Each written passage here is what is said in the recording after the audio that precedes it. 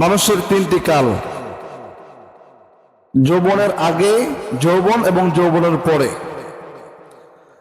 অনেক বড় একজন বুজুর্গ ছিলেন ডক্টর আব্দুল্লাহ জাহাঙ্গীর রহমতুল্লাহ আলাই। তিনি বড় সুন্দর করে চমৎকার করে একটি উদাহরণ দিয়েছেন। তিনি যুবকের এই যৌবনের বয়সটাকে উদাহরণ দিয়েছেন হলো, আপনার পিতা বাজার থেকে 1 কেজি দুধ নিয়ে আসছে। এই দুধ মা জাল দিচ্ছে, জাল দেওয়ার সময় 1 কেজি দুধ হাড়ির অর্ধেক হয়। যখন জাল দিয়ে বলক উঠে তখন হাড়িটা কি হয়ে যায় ভাই? ভর্তি হয়ে যায়। এবার আপনার মা যদি চিন্তা করে আমার 1 হাড়ির দুধ হলেই চলবে, কতটুকু স্লিপ পড়তেছে পড়ুক, তাহলে শেষ পর্যন্ত 1 কেজি দুধ হলে তো পাওয়া যাবে নাকি? পাওয়া যাবে না? সব দুধ পড়ে যাবে। কথাটা বুঝেন না আমার? বুঝছেন তো? পড়ে যাবে না?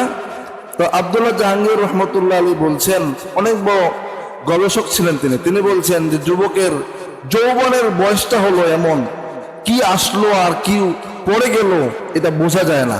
এজন্য তিনি বলছেন যে আল্লাহ তাআলা আমাদেরকে যেই নিয়ম দিয়েছেন, সারাদিন রাত 24 ঘন্টা মিলে 8 ঘন্টা ঘুম, 7 ঘন্টা ঘুম, নিম্নে 7 ঘন্টা ঘুম, তারপর আপনার 2 ঘন্টা আল্লাহ তাআলার ইবাদতের জন্য, নামাজ, রোজা, জিকির আজকার, কোরআন তেলাওয়াত, এটার জন্য, আর 4 ঘন্টা কঠোর পরিশ্রম করা। সেটা খেলাধুলা হতে পারে, সেটা পরিবারের কাজে সহায়তা হতে পারে, এমন পরিশ্রম করা যাতে করে শরীর থেকে ঘাম বের হয়। আর বাকি যে 6 ঘন্টা থাকে, সেই 6 ঘন্টা আপনার আগামী যে জীবনটা আছে, 25 পর্যন্ত টকবকে যুবক থাকে, 30 পর্যন্ত টকবকে যুবক থাকে, এরপরের যে সময়টা আছে ওই সময় যেন ভালোভাবে আমি চলতে পারি, ওই সময় যেন সম্মানের সাথে আমি সমাজে থাকতে পারি, এই জন্য শিক্ষা গ্রহণ করা, এই জন্য পরিশ্রম করা। আব্দুল্লাহ জাহাঙ্গীর রহমতুল্লাহ তিনি এই কথা বলেছেন। রাসূলুল্লাহ সাল্লাল্লাহু আলাইহি সাল্লাম হাদিসের মধ্যে বলেছেন, ইগতানিম খামসান ক্বাবলা খামসিন, তোমরা 5 জিনিস ফুরিয়ে যাবার আগে ওই 5 জিনিসের মূল্যায়ন করো। শাবাবাকা ক্বাবলা হারামিক, যৌবনকাল ফুরিয়ে যাওয়ার আগে এই যৌবনকালের কদর করো, এই যৌবনকালকে গুরুত্ব দাও। কারণ নদীর স্রোত একবার বয়ে গেলে ওই স্রোতটা আর আসে না। যৌবনকাল একবার চলে গেলে আপনি হাজারো চিকিৎসা নিতে পারেন, কিন্তু এই সময়টাকে আর ফিরিয়ে আনতে পারবেন না।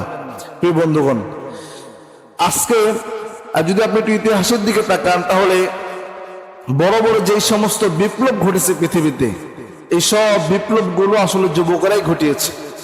রাসূলুল্লাহ সাল্লাল্লাহু আলাইহি সাল্লাম তিনি যখন নবুয়ত পান, তখন তিনি যুবক, পরিপূর্ণ যুবক, 40 বছর তার বয়স। এবং কি ইসলামের একজন বড় অনেক বীর খালিদ বিন ওয়ালিদ রাদিয়াল্লাহু তাআলা আনহু, নাম শুনছেন আপনারা?